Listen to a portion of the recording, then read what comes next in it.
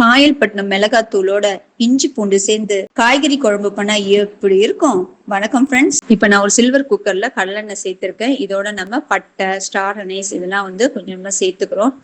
நம்ம இப்போ இதை ஒரு குழம்பா தான் நம்ம பண்ண போறோம். ஒரு மசாலா குழம்பு மாதிரி சூப்பரா இருக்கும். நான் அதுக்கு காயல்பட்டினம் மிளகாத்தூள் சேர்க்க போறேன். நம்ம வரக்கூடிய பதிவுல நம்ம காயல்பட்டினம் மிளகாத்தூள் பத்தி நம்ம பார்க்கலாம். இப்போ இஞ்சி பூண்டு அரவையோட தக்காளி சேர்த்திருக்கோம். நம்ம இந்த குழம்புக்கு புளி சேர்க்கவே இல்லை.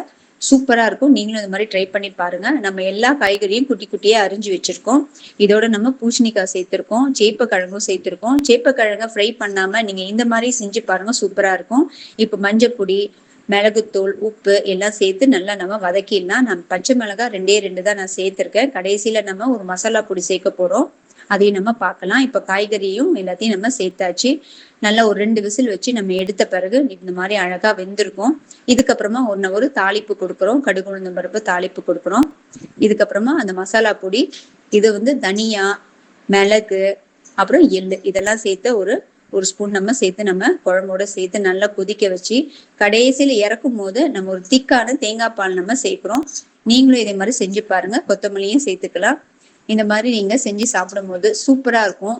ஒரு குழம்பு பாத்தீங்கன்னா திக்கா சாதத்தோட நிறைய காய்கறிகள் போட்டு சாப்பிடும் போது நம்ம உடம்புக்கு ரொம்ப ஹெல்த்தியா இருக்கும்.